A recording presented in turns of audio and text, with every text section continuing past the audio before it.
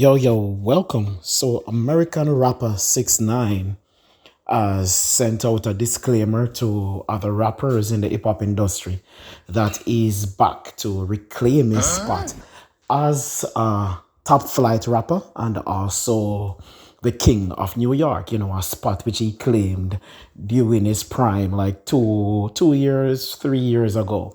You know what I mean? As many might know, 6ix9ine was, charged along with a syndicate of the Bloods gang, for drug running, attempted murder, and a lot of type of bullshit. You know what I mean? But during the trial, he cooperated with the state, and ended up sending a lot of guys behind bars, and himself getting free in the process. And I believe what they call that is a snitch.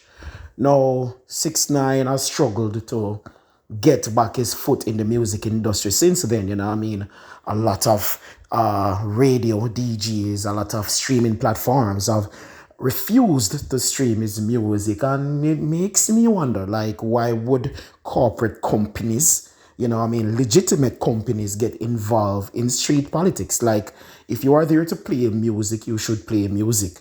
If you're not a gangster, he didn't send you to jail, Mr. DJ. Why are you stopping this man's music? If he didn't send the CEO of Spotify to jail, why should he have a grouse with a gangster rapper, so to speak? So I don't see where this blackballing is necessary. You get what I'm saying? Like, I can understand on the street level, street guys who live by street code blackballing each other, trying to stop each other from being successful because of their own goals and their own codes and their own morals and their own values. But what does that have to do with YouTube? Right?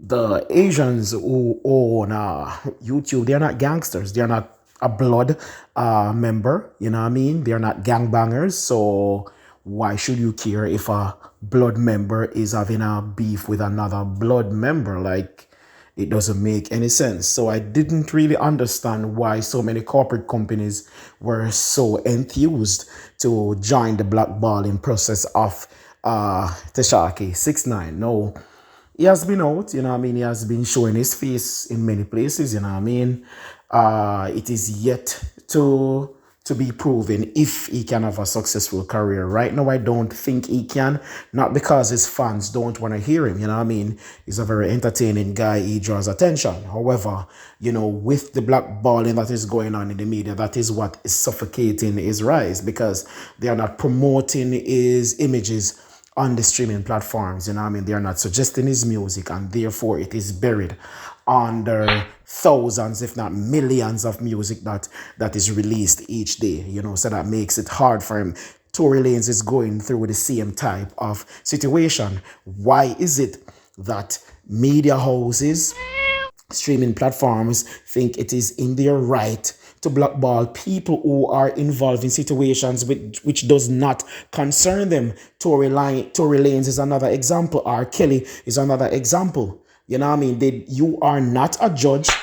Judges don't make a rule, and they cannot make a rule to say do not play this man's music. So why are you taking it up upon yourself, to put punishment on someone? And that is one of the drawback about the new way that music is being distributed, because the fans no longer have the choice.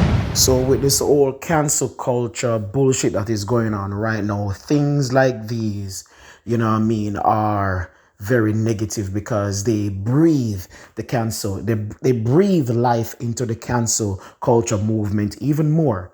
It was better in the days of the vinyl. Because if 6ix9ine or Tory Lanez or R. Kelly, not saying these people are innocent or whatever, I'm not playing judge and jury, but I'm saying the fans should be the ones to dictate who they want to listen to. So in the days of the vinyl, you could get your records printed, you put them in the record shop, and it is up to the fans to decide if they want to go and buy it or not. It's there for them. But you don't kill the vinyl industry, then have this online thing, and a person owns Spotify, a person owns iTunes, A person owns Tidal. So that person now has the power to turn off your career and or turn on your career at will.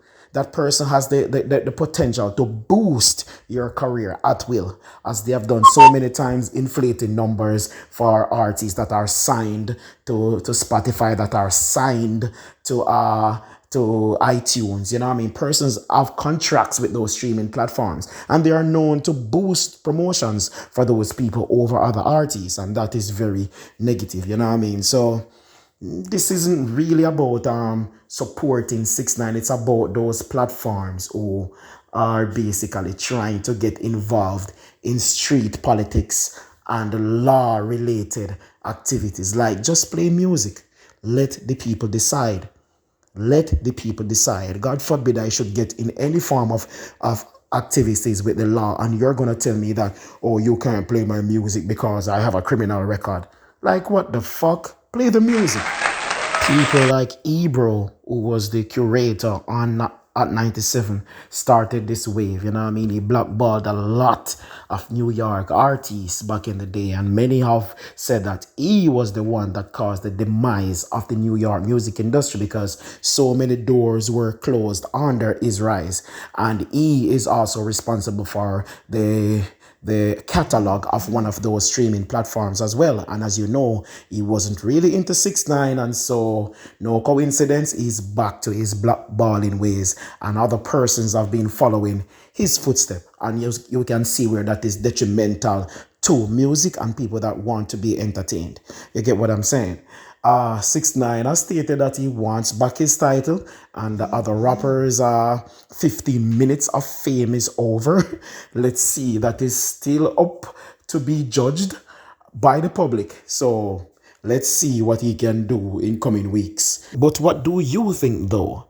Can you imagine YouTube, Spotify, Apple Music, and all those channels, taking a stance that they won't be playing any Vybz Kartel music because Vybz Kartel is incarcerated? So you, as a staunch Vybz Kartel fan, cannot listen any Kartel music because platforms decided to do away with his catalog. I'm out.